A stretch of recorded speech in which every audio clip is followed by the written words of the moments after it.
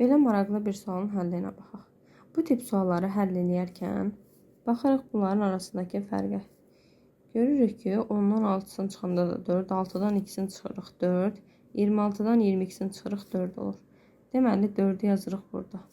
Surətlərdə də baxırıq ki, hər birində 3 var. 3-ü çıxardırıq surətə.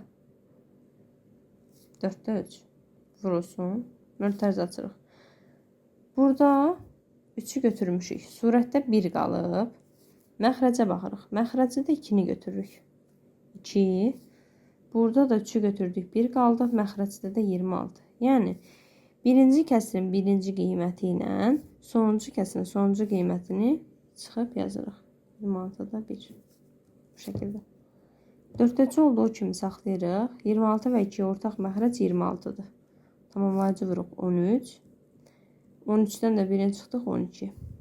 12 ilə 4-ü ixtisar apardıq 3. Cavab edir 26-da 9. Bu qədər sadə.